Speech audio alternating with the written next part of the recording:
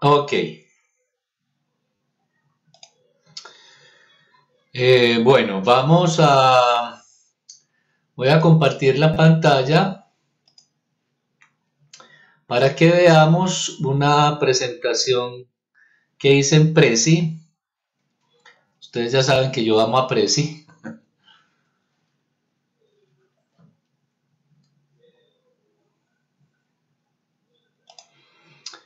donde desarrollé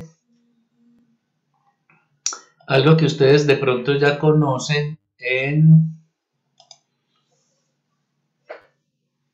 DICOM.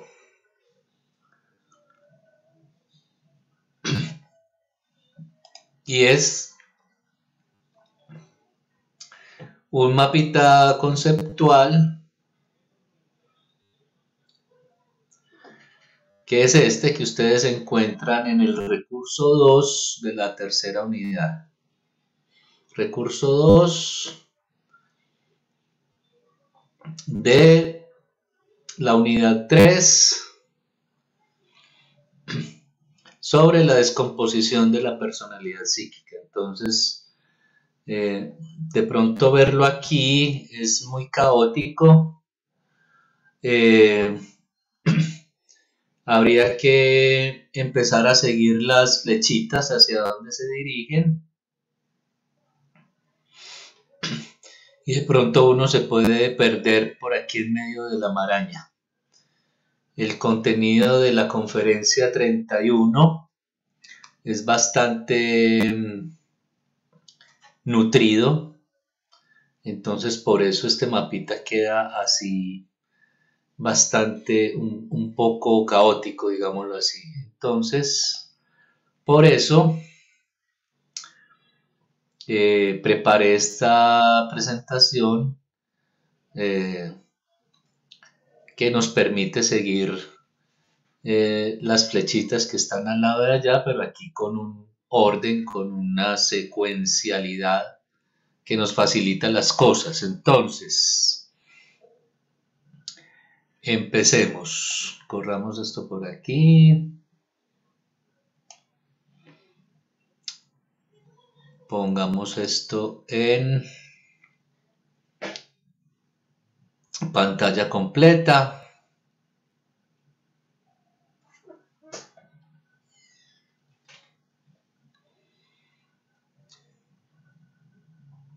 Y vamos avanzando con la presentación. Entonces, la descomposición de la personalidad psíquica. Pongamos esto aquí arribita. Eso. Muy bien. Si van teniendo preguntas, las van haciendo, por favor, que es importante, por supuesto, su participación. A ver que aquí siempre se me pierden estas flechitas, a ver si funciona con estas.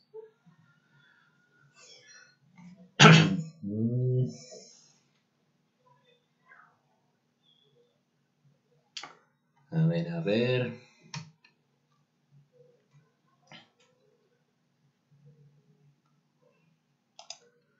Eso, aquí está.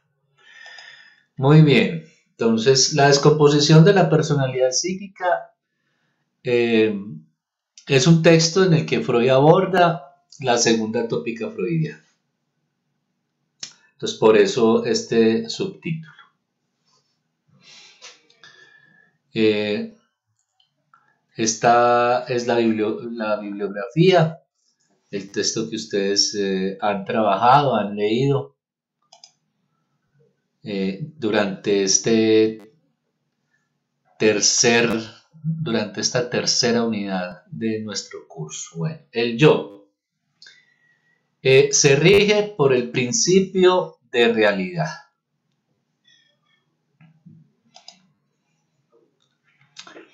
Lo designamos como el sistema percepción-conciencia, o así lo designa Freud. Es decir, que él va a asociar el yo con la percepción y la conciencia, que son dos funciones que tendría el yo. Muy bien, entonces el yo, ¿sí?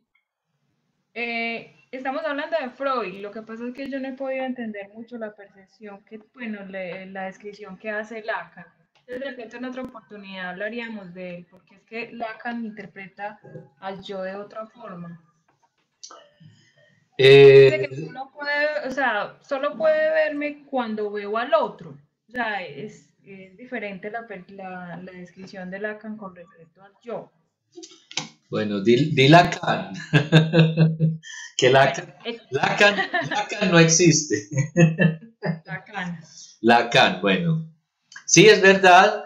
eh, Lacan hace una elaboración del yo un poco más pertinente, digámoslo así, formaliza más y mejor la teoría sobre el yo, sobre todo con, con, con una formalización que hace sobre la fase del espejo. Ve, y qué bueno que me dijiste esto porque la clase del sábado la podríamos dedicar a ese tema, la fase del espejo. Entonces, incluso mañana les estaría enviando un documento que no es fácil, pero que les permite aproximarse a la teoría que hace Lacan sobre la concepción del yo y cómo se constituye y cuál es la importancia del semejante o del otro en la constitución del yo, etcétera.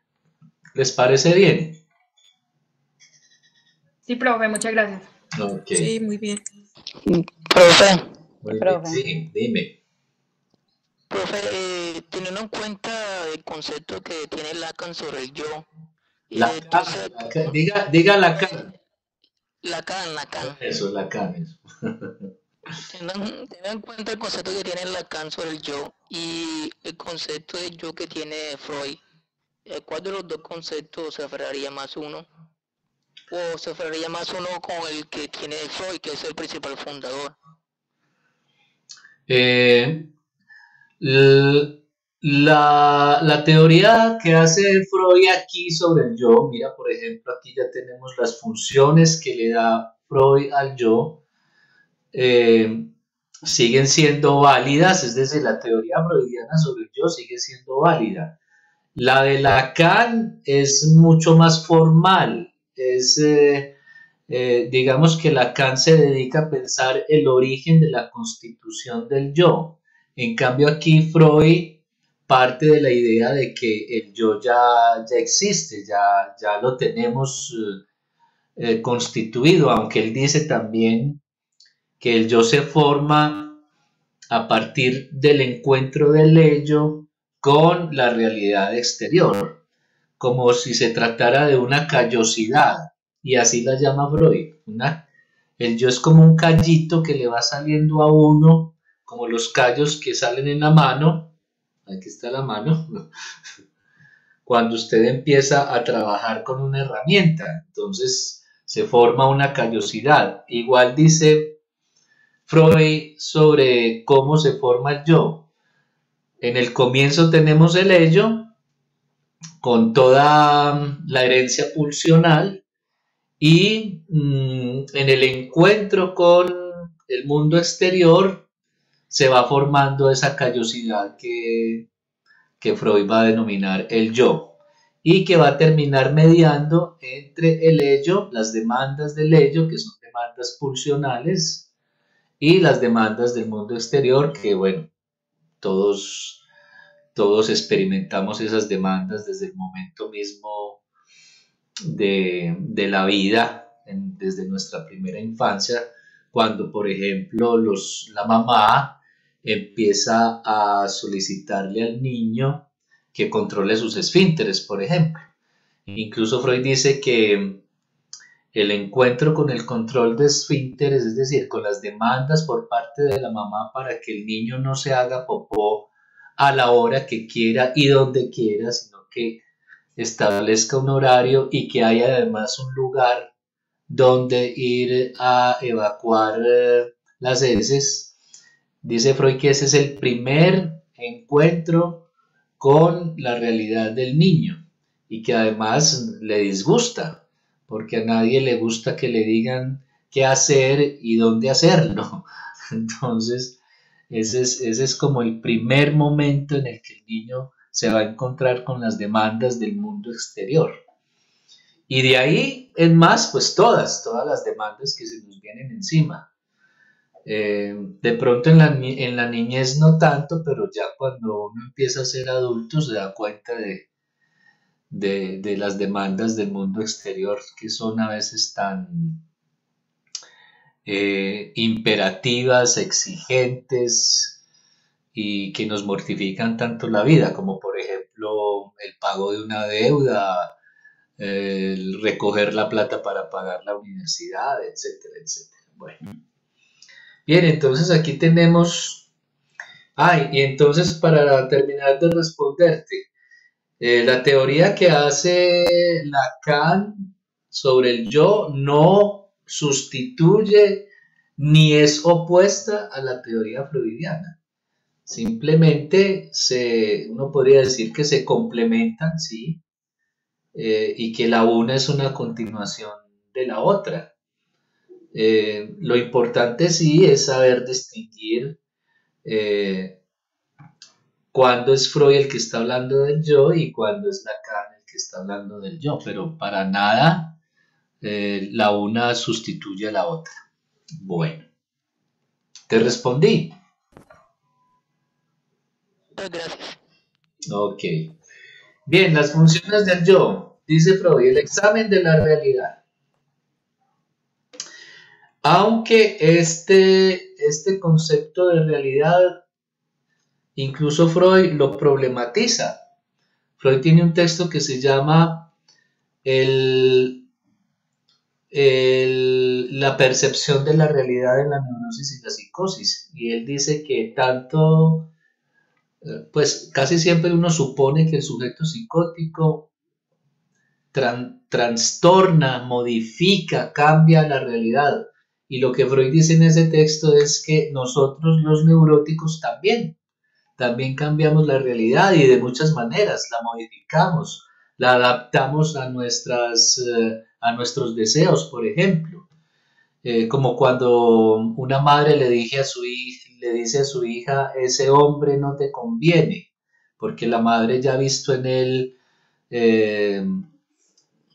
ciertos comportamientos problemáticos y la muchacha enamorada es capaz de decir, no te preocupes mamá, que cuando nos casemos él va a cambiar, es decir, se echa una mentirita que todos sabemos que no va a ser así y ese esposo se le va a convertir en un problema con aquello que la mamá ya había visto como problemático en él. Entonces también nosotros modificamos la realidad de muchas maneras. Hay cosas que no queremos ver o las cambiamos para verlas más bonitas, digámoslo así. Bien, también el yo tiene como función el movimiento voluntario. Todos los movimientos que tengamos que hacer como movimientos voluntarios, caminar, coger un objeto, en fin, hay movimientos involuntarios en nosotros, como decir ciertos reflejos, los tics, que son un síntoma además del sujeto, son un síntoma psíquico, son movimientos involuntarios. Pero aquí Freud le está dando una relevancia a esta función del yo que tiene que ver con sus movimientos, el movimiento de su cuerpo, digámoslo así, con un objetivo o con un fin. La autoconservación es otra de las funciones del yo, es decir, el cuidado que el yo tiene sobre sí. Pero recordemos, lo vimos en una de las clases pasadas, que hablando de los instintos en los seres humanos, dijimos que el ser humano ha perdido todos sus instintos incluido el supuesto instinto de autoconservación que tendríamos como lo tienen la mayoría de los animales. Entonces aquí la autoconservación se refiere más que todo al autocuidado que el sujeto tiene sobre sí, pero que en muchas ocasiones no es tal. Por eso decimos que el ser humano no tiene un instinto. Como por ejemplo cuando abusa de las drogas, cuando consume alcohol, cuando come en exceso, cuando fuma, cuando practica deportes extremos. Es decir, hay una infinidad de comportamientos en el ser humano que nos hacen saber que nosotros no tenemos un instinto de conservación. Pero sin embargo, el yo tiene la función eh, de, de cuidar de sí mismo en muchos aspectos. Bien, también el yo tiene como función ganar imperios sobre las exigencias pulsionales, con todo lo difícil que implica ello. Las exigencias pulsionales son muy imperativas, son muy exigentes, como dice aquí, y a veces el yo flaquea y cede sobre esas demandas que hace la pulsión, como por ejemplo, y enseguida vamos a ver el super yo, cuando se te antoja comerte la torta de chocolate que está guardada en la nevera y cedes a la tentación de comértela. Así ya hayas cenado y entonces estás lleno. Y entonces ya se trata es de un comportamiento que tiene un carácter de gula, ¿sí? De satisfacer ese impulso tan rico que es de saborear una rica torta de chocolate. Entonces, Profe, sí, aquí hay en un documento, en el primer documento que habla de la doctrina de las pulsiones, habla de Eros y de la autodestrucción. Coge como esas dos pulsaciones. Pero entonces, pulsiones, perdón. Pero sí, entonces llega el punto en que habla de que sin líbido el ser humano tiende entonces a destruirse. O sea, que la libido es como, o sea, lo entendí yo como que es necesaria para que no haya una autodestrucción. sí, es correcto. O sea, Entonces, entendí bien. Freud va a establecer dos tipos de pulsiones en el ser humano. Las pulsiones de vida que apuntan justamente a la autoconservación.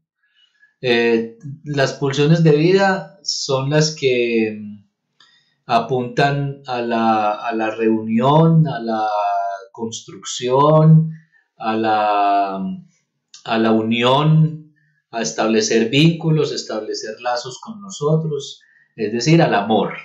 Ese es fundamentalmente el elemento que está en juego con la pulsión de vida.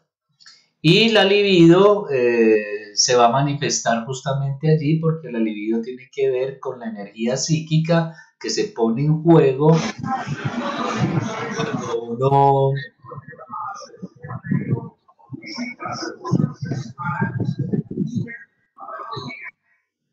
¿Quién abriría por ahí un micrófono? Si les quisiera pedir el favor de que si no están atentos a la clase, si están dedicados a ver televisión, a atender visitas, escuchar radio, cuidar muchachitos, entonces por favor se retiren de la clase y más bien la ven después con calma, porque abren sus micrófonos y uno se entera de que no están prestando la atención a la clase y que simplemente se han conectado para hacerle creer al profesor de que están cumpliendo con este compromiso y de que supuestamente están muy interesados en la clase y no, para nada. Entonces, si están distraídos con alguna otra cosa, por favor, desconéctense. Yo no les voy a poner falta, no, no voy a tener en cuenta esa situación que de pronto usted eh, tiene que atender y, y así respetamos a los que sí están atentos con la clase y también a su profesor que se esfuerza aquí tratando de explicar todas estas cosas. Entonces, por favor, se pueden desconectar las personas que no están pendientes de la clase. Se los agradecería muchísimo. Entonces les estaba diciendo Profe, que... Sí, dime. profe, buenas Dime. noches. Buenas. Profe, yo quería preguntar en relación con esto de ganar imperio sobre las exigencias pulsionales. Ujú. eh, pues no sé, yo había entendido como que las pulsiones las provenían del ello, ¿cierto? Cierto. Pero en uno de esos documentos hace alusión a que ese imperio, por decirlo así, pues son otras las palabras que utiliza, se logra en la medida como que se equilibra el ello y el superyo, que es como en definitiva el que logra que esas exigencias pulsionales se equilibren. Pero entonces quiere decir que el superyo también aporta algo a esto de las pulsiones, o es Ah, netamente sí. del ello. Correcto. Enseguida lo vamos a ver. Vamos a ver cómo el super yo, que ayuda a que el yo gane imperio sobre las demandas pulsionales, también tiene un otro rostro, tiene una segunda cara, es como una moneda de dos caras, eh, en la medida en que también, Freud lo dice así, el superyo tiene un pie puesto en el ello y es su abogado, es el abogado del diablo, digámoslo así.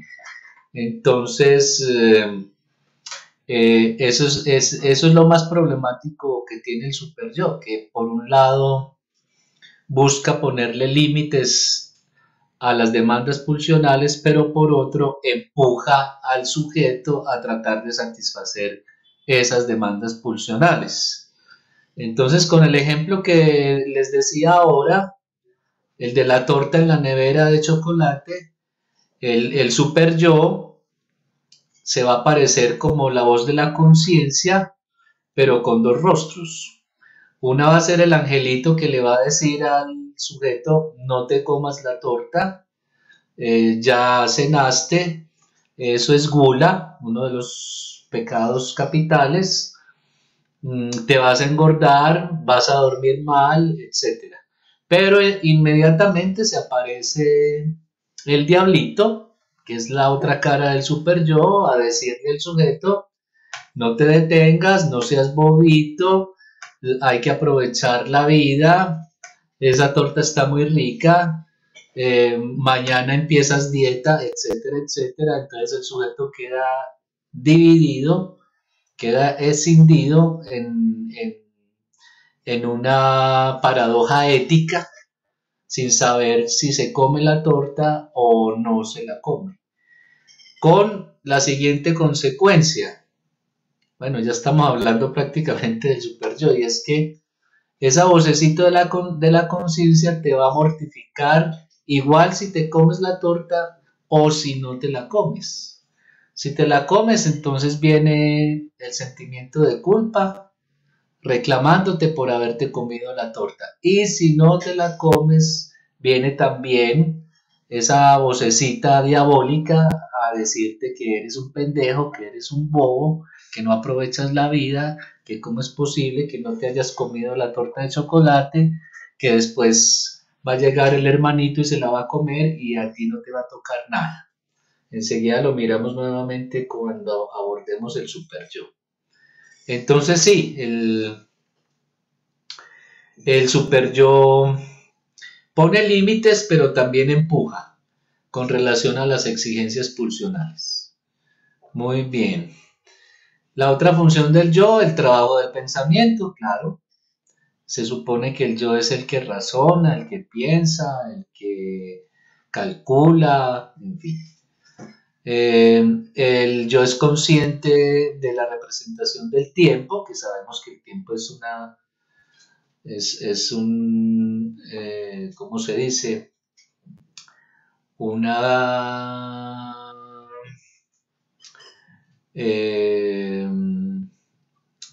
es algo en lo que los seres humanos nos hemos puesto de acuerdo simbólicamente eh, en hacer una representación del tiempo, de las horas, los minutos, los días, los años, etc. El yo tiende a la síntesis, es decir, saca conclusiones, hace deducciones, hace resúmenes de sus pensamientos, etc. Por lo tanto, subroga a la razón y a la prudencia, supuestamente, pues, porque también ser prudente no es fácil. Muy bien. El síntoma psíquico, Freud lo va a definir en esta conferencia como lo más ajeno a el yo. Y en efecto, el síntoma psíquico es algo que el sujeto no entiende, no comprende, no sabe por qué le pasa eso, no lo reconoce muchas veces como suyo. Es molesto, es fastidioso, le causa problemas o sufrimiento, y por eso dice Freud que es lo más ajeno al yo. Proviene de lo reprimido inconsciente. Ya lo vimos cuando vimos la primera tópica, cuando explicábamos lo reprimido y veíamos cómo uno de los retornos de lo reprimido era el síntoma. Por eso decimos que proviene de lo reprimido inconsciente. El yo... Profe, Sí, dime, profe, qué pena, una pregunta. porfa. En relación con lo del síntoma psíquico, por ejemplo, cuando una persona está sí, como una terapia psicoanalítica, si se puede decir así, y a través de la asociación libre logra como superar esas tendencias, aún así el síntoma psíquico regresa, aunque ya digamos haya como hablado de la cuestión, esté como en ese proceso de elaborar su realidad. Pues si lo pensamos, por ejemplo, con la película Un método peligroso, no sé si Lady ya la vio. Sí, ya la vi. Eso, el personaje de Sabina se cura del síntoma conversivo cuando llega a ser consciente lo que tenía reprimido y estaba en su inconsciente, que es esa escena de su primera infancia en donde su padre le daba nalgadas y ella, en lugar de experimentar dolor, experimentaba mucho placer. Entonces el síntoma, uno podría decir, el síntoma conversivo desaparece. Entonces, por un lado, la terapia psicoanalítica cura de los síntomas, pero por otro lado puede quedar lo que podríamos denominar un síntoma, pero es un síntoma que tiene un carácter pulsional, claro, porque las pulsiones son difíciles de domeñar, de gobernar, pero ese síntoma Sabina lo sabe introducir en su vida sexual. Es decir, ella se cura del síntoma conversivo, pero continúa con ese síntoma del cual saca provecho en sus encuentros sexuales con Jung.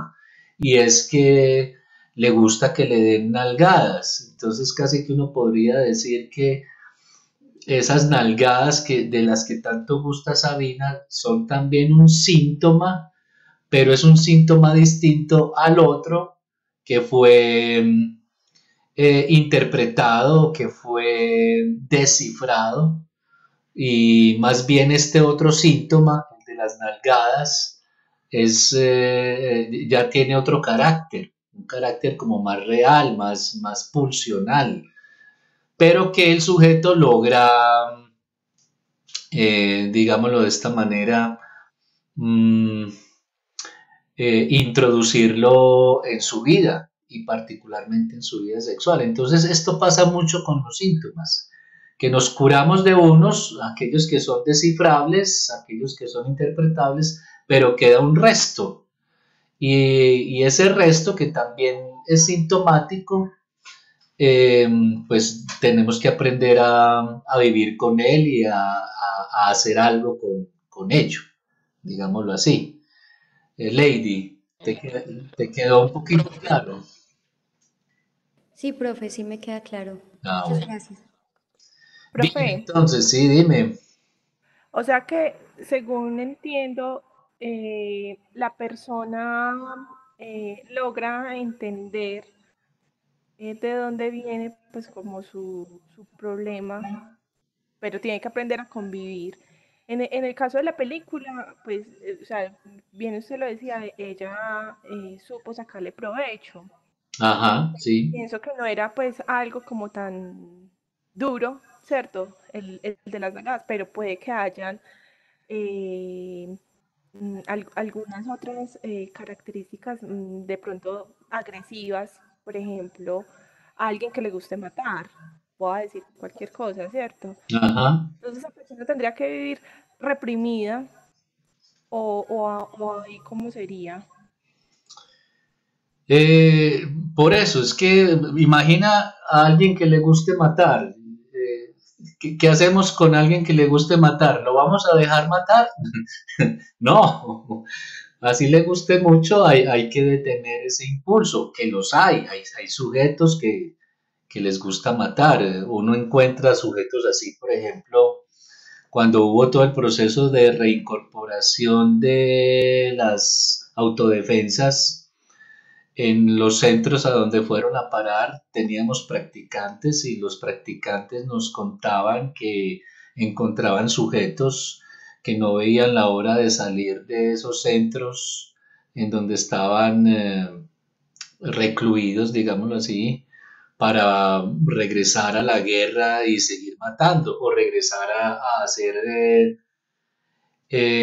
grupos por fuera de la ley, Bacrim, por ejemplo, porque ese gustico por matar no se les va, no se les quita. Entonces, pero eso está mal. Si estuviese bien que en una sociedad se pudiera matar al otro, pues no habría ningún problema, pero en una sociedad que cuida de la vida y en donde se sanciona y se castiga el asesinato, pues eso está muy mal. Entonces, hay unos que, digámoslo de esta manera, hay unos que resuelven bastante mal eh, su síntoma, ese síntoma asociado a los impulsos pulsionales. Eh, pero otros lo resuelven como Sabina, que en la intimidad a ella le guste, que le den nalgadas y obtiene una gran satisfacción de ello. Eso está bien. Por supuesto, muchos discursos, incluida la psicología, si se entera de esto, pues dirá, esta niña está enferma. ¿Cómo es posible que le guste que le peguen, que la maltraten o que la humillen? Eso está muy mal. Claro, en un discurso anclado en el discurso de los derechos humanos, en el discurso del bien, en el discurso de lo correcto, de lo trascendente, en fin, hay todo tipo de discurso que apunta a grandes ideales. El que Jung le dé nalgadas a Sabina, eso está muy, muy, muy mal visto. El psicoanálisis va a decir, no, ¿cómo le parece que no? Hay que respetar profundamente la singularidad de los sujetos, es decir, esas pequeñas cosas, esos pequeños síntomas en donde el sujeto logra extraer una ganancia de placer, así esté del lado de, así esté más allá de ese placer, esa satisfacción en el dolor, en el malestar. Entonces, por ejemplo, si alguien fuma, el sujeto sabe que es dañino, pero sigue fumando. ¿Y por qué habría entonces que quitarle el cigarrillo? Si él obtiene de Profe, fumar, si él obtiene si él obtiene de ese síntoma una satisfacción. Entonces hay que respetar esas satisfacciones singulares, particulares de cada sujeto, que además todos las tenemos. Si viniera un discurso, sí, dime. Hola, profe, pero ella solamente siente placeres así, o sea, que le den nalgada y eso. Yo me vi la película, pero tengo como la duda esa. Ay, ¿Ella solamente siente placer así o...? ¿y no le vio la satisfacción casi orgásmica cuando Jung le daba las nalgadas? ¿Ah? Vuelva a ver la película. Claro. O el sujeto dedicado a fumar. ¿Ah? Y dice que fumar es un placer. Y usted dirá, no, eso está muy mal, se está haciendo daño, le va a dar cáncer en los pulmones, ¿no? Él eso lo sabe. Entonces, ¿habría que quitarle el cigarrillo a todos los fumadores? No, claro que no. Hay que dejarlos fumar. Hay unos lugares donde ellos pueden hacerlo, ya no pueden fumar en lugares cerrados, etcétera, etcétera. Pero esas singularidades hay que, digámoslo así, hay que respetarlas, es lo que dice el psicoanálisis. Siempre habrá que respetar la singularidad del sujeto siempre y cuando pues no le haga daño a otros. Si a ti te gusta matar, entonces qué pena, hay que meterte a la cárcel, porque si no, vas a seguir matando si sigues suelto.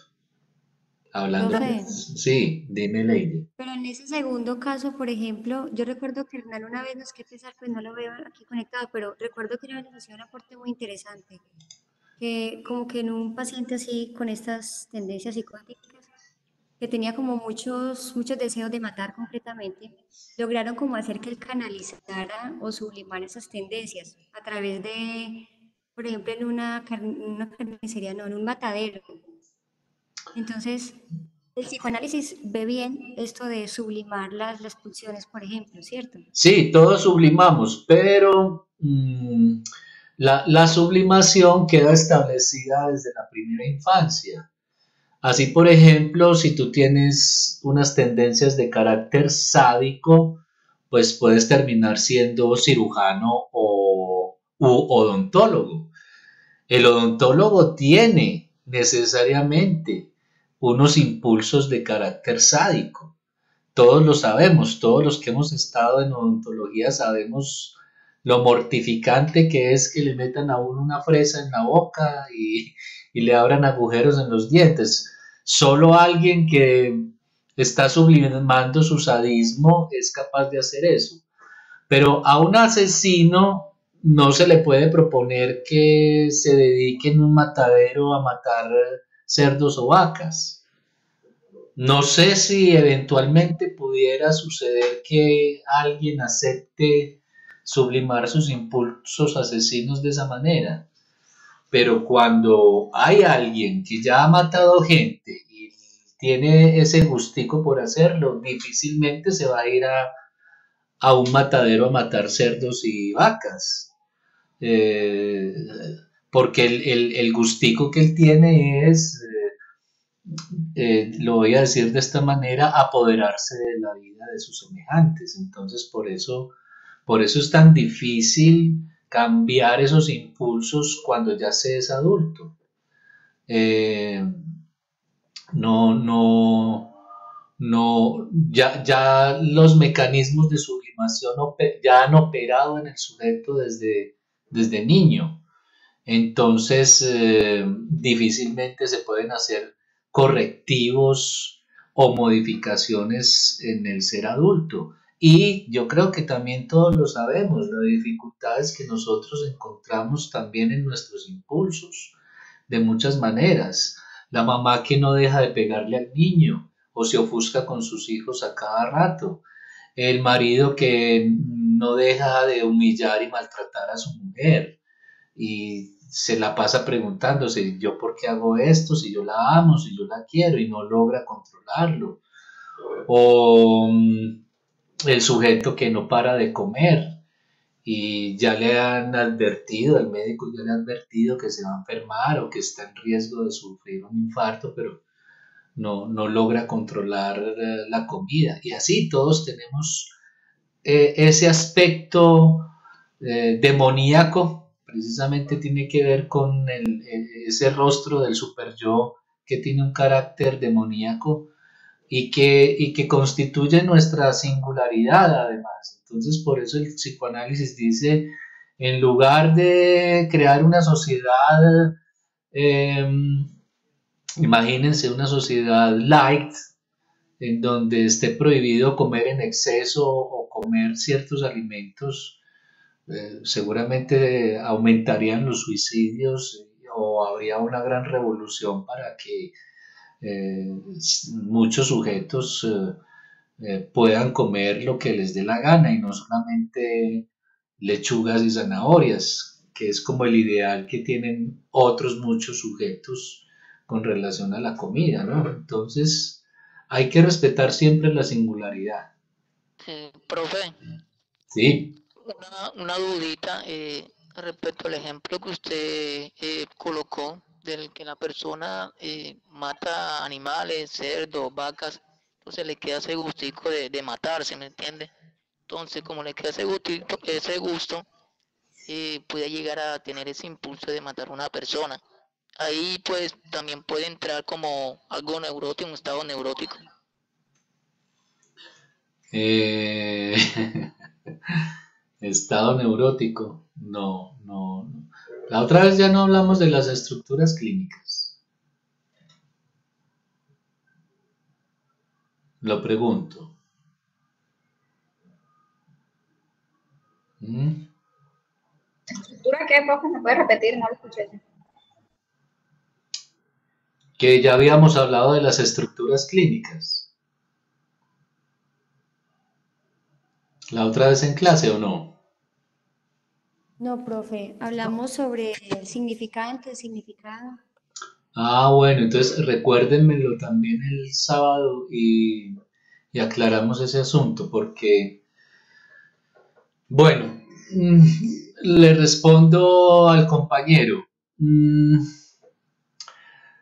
eh, una persona que trabaja en una carnicería o en un matadero de animales, podemos suponer en él un carácter sádico, porque es que se necesita tener un carácter sádico para uno abrir la barriga a un ternero o darle una puñalada a un cerdo. Eh, Difícilmente esa persona se va a dedicar a matar personas. El que se va a dedicar a matar personas es el que ya le ha encontrado un gusto a matar a otras personas. Eh, Aunque en el fondo todos, digámoslo de esta manera, todos en el fondo somos asesinos y muchas veces fantaseamos o hemos tenido el impulso de matar a quien nos estorba, a quien nos fastidia, a quien nos hace bullying, al que nos maltrata, al que se nos atraviesa en el camino. Es decir, que todos somos asesinos en potencia, pero solo alguien, un sociópata o un psicópata es el que eh, puede llegar de manera compulsiva, reiterativa, como un asesino serial, por ejemplo, dedicarse a matar personas.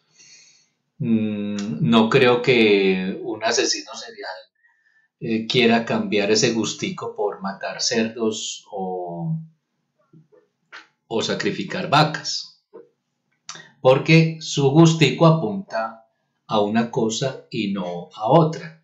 Y no necesariamente alguien que mate cerdos y vacas, pues se va a dedicar a matar personas, así tenga esos impulsos de carácter sádico.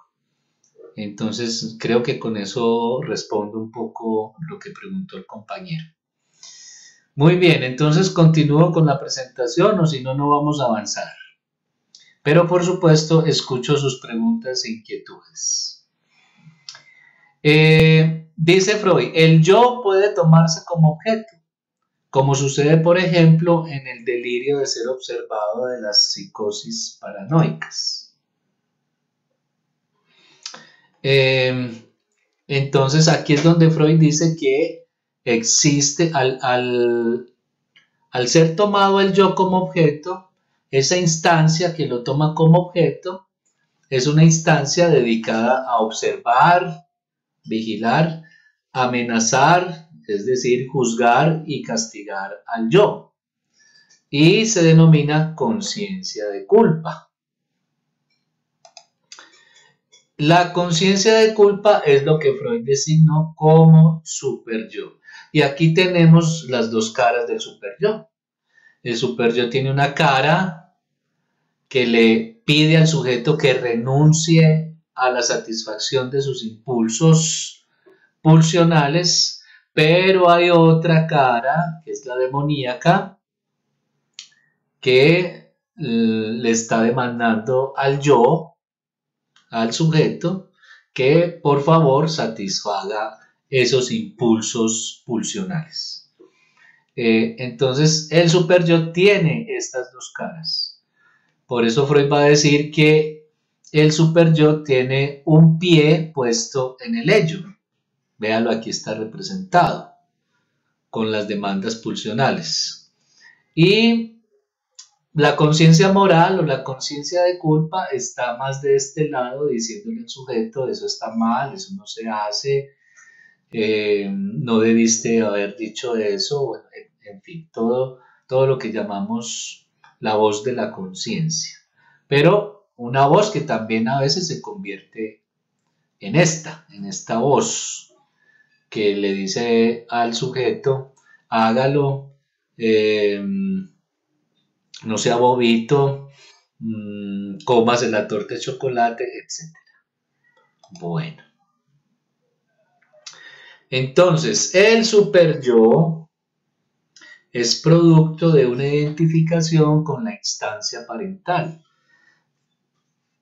particularmente con la autoridad de los padres. De ahí es de donde viene el origen del superyo.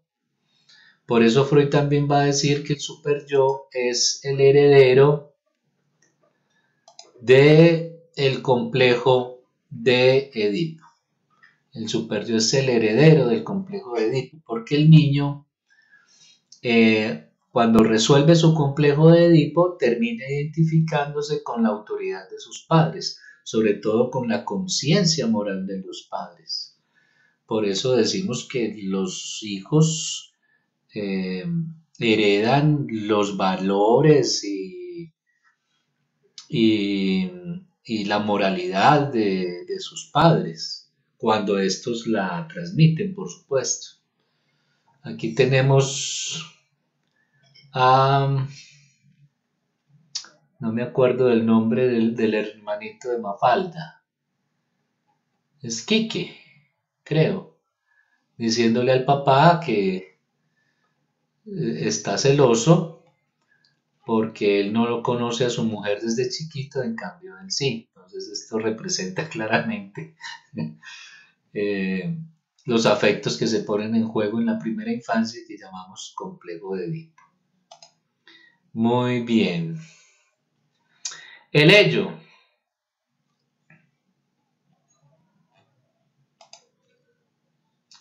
Se rige por el principio del placer. Entonces es opuesto, el principio del placer es opuesto a el principio de realidad con el que se rige el yo. El ello, entonces, dice Freud que en él no hay contradicción. La contradicción solo aparece en la conciencia, es decir, en el yo, cuando el yo, por ejemplo, tiene que decidir si algo está bien o algo está mal. En el ello, lo bueno y lo malo conviven sin contradicción alguna. No hay negación, el ello no conoce el no, no sabe del no, no sabe decir no, digámoslo así. El que va a venir a decir no es el yo, cuando está respondiendo a la conciencia moral, por ejemplo. Tampoco hay tiempo y tampoco hay espacio en el ello. El tiempo es una representación de la conciencia y el espacio igual. El super yo acoge dentro de sí a las pulsiones. Ya lo habíamos subrayado. Y las pulsiones son investiduras de afecto, lo que llamamos libido, que piden descarga.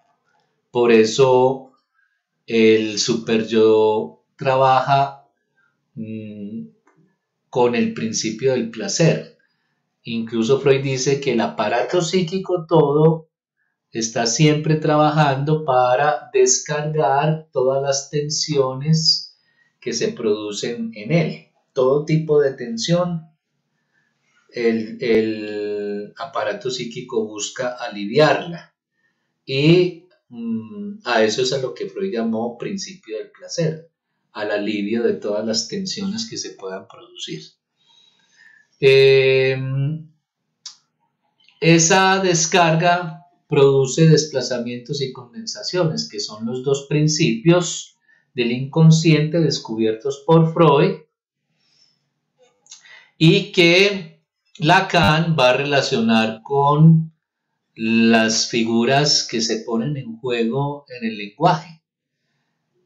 Todos nosotros permanentemente cuando hablamos lo hacemos haciendo uso de metáforas y de metonimias. Entonces Lacan va a relacionar la metáfora con la condensación y la metonimia con el desplazamiento, los dos principios con los que Freud descubre que opera el inconsciente. Esto va a llevar a Lacan a concluir que el inconsciente está estructurado como un lenguaje. Pero esa es otra historia, ese es otro cuento. Habría que desarrollarlo en otra exposición. Muy bien, entonces aquí tenemos la presentación sobre la descomposición de la personalidad psíquica, o si se quiere, la segunda tópica freudiana. No sé si tendrían más preguntas, son bienvenidas. Profe, por parte se sabe que el super yo pues, puede tener un pie con el y ello. ¿Cómo el yo se puede defender con estos dos? Bueno, eso hace que... Entonces voy a volver a compartir con ustedes el mapa conceptual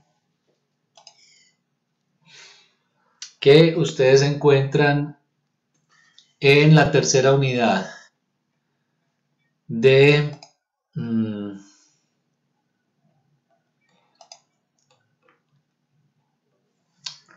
del curso que están viendo. Entonces,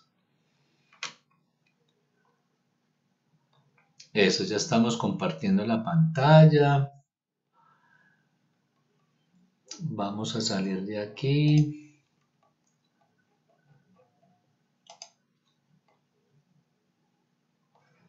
Aquí está.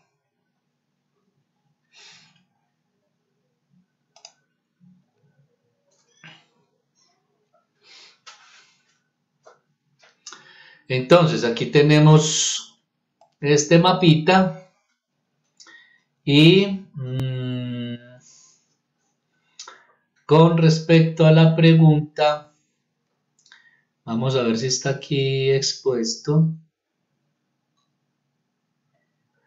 El super yo, heredero de la instancia parental.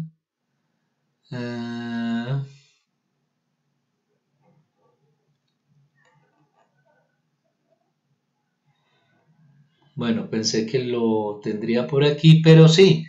Freud va a decir que el super yo tiene un pie puesto en el ello. Y por eso lo va a denominar el abogado del diablo. Porque justamente al ello lo representamos con la maldad, con el diablo. Y por eso casi que podríamos decir que el diablo no está fuera de nosotros. El diablo no existe afuera, sino que todos llevamos el diablo adentro, representado en todos nuestros impulsos sexuales y agresivos. los mismos sobre los cuales nosotros no tenemos ningún tipo de autocontrol. Y por eso somos seres tan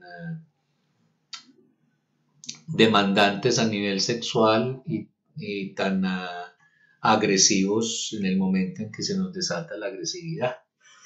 Entonces sí, para responderle a quien preguntó, no supe quién fue, creo que fue Reader, el super yo tiene un pie puesto en el ello y el otro pie lo tiene puesto en las demandas de la cultura, todas esas demandas que nos ordenan controlar nuestros impulsos, hacer el bien, seguir las reglas, seguir las normas, y que uno ha introyectado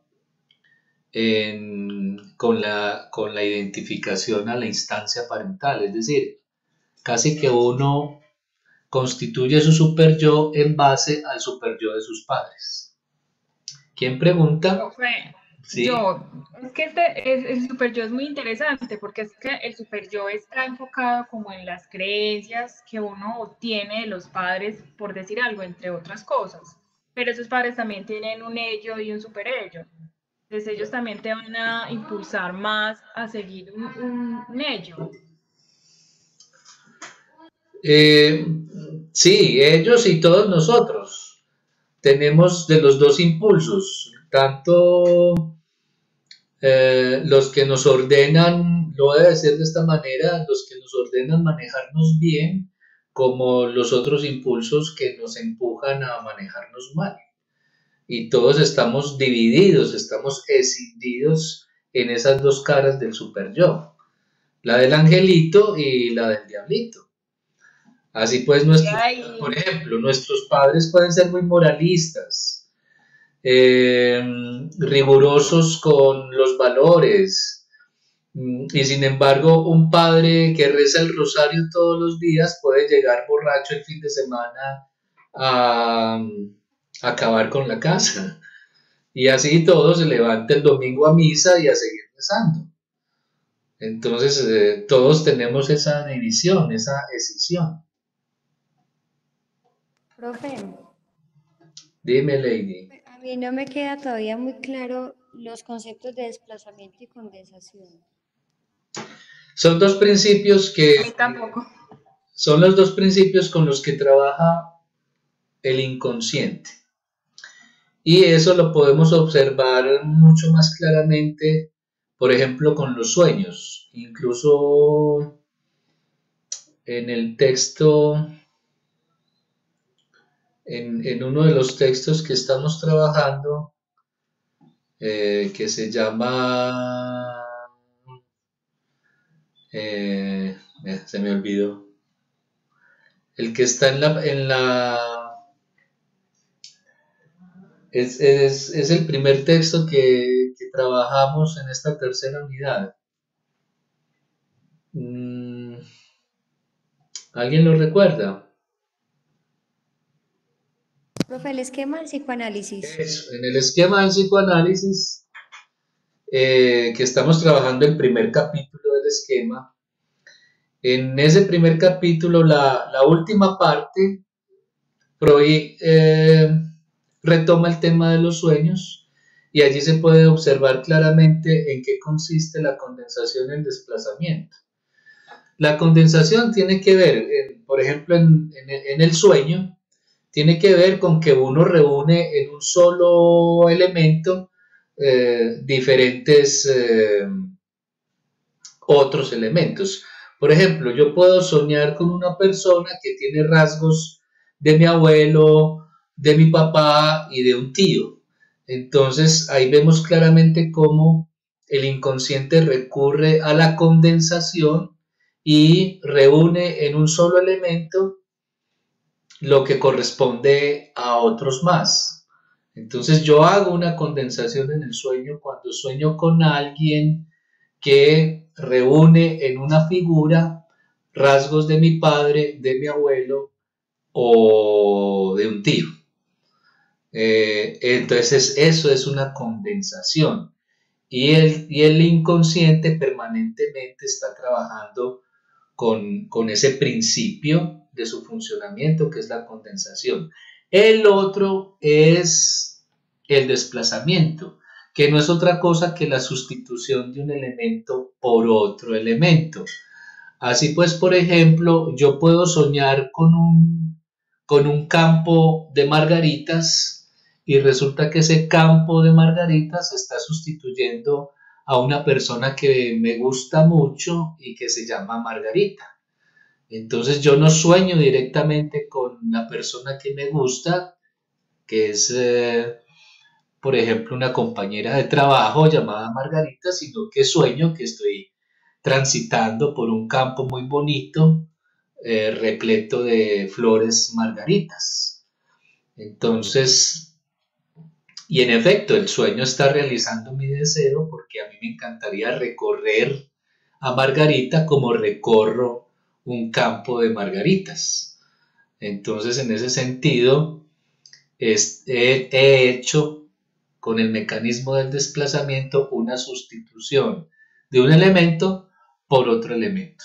Yo creo que con estos dos ejemplos, de la condensar en una persona otras tres, o el de sustituir un elemento por otro, vemos claramente lo que Freud denominó condensación y desplazamiento, que son los dos mecanismos con los que opera el inconsciente.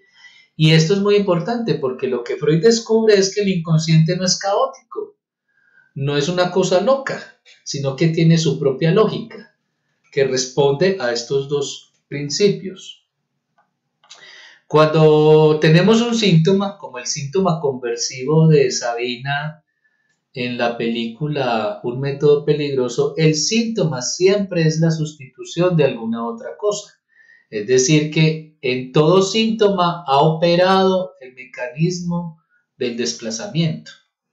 Y eventualmente en muchos de esos síntomas también condensamos otro montón de cosas. Deseos, impulsos, representaciones, traumas infantiles, etcétera, etcétera. Entonces también un síntoma recoge en él esos mecanismos. Lady, te respondí. Sí, profe, me queda muy claro. Muchas gracias. Espero que a mí también me haya quedado claro. Sí, muy bien, gracias. Bueno, muchachos, si no hay más preguntas, podemos ir terminando nuestra asesoría del día de hoy. ¿Les parece bien? Creo que salió muy bien, me gustó mucho lo que hoy hemos conversado. Sus preguntas me parecieron muy, muy interesantes. Profe, si es posible, pues nos puedes hacer el favor de enviándonos la clasecita. Claro, como siempre. Cuenta con ello. Profe, muchas gracias. No, a ustedes. Que tengan una feliz noche. Gracias, profe. Nos vemos el sábado entonces para que hablemos de el yo y las estructuras clínicas. ¿Listo? Gracias, profe. Muchas gracias. Hasta luego.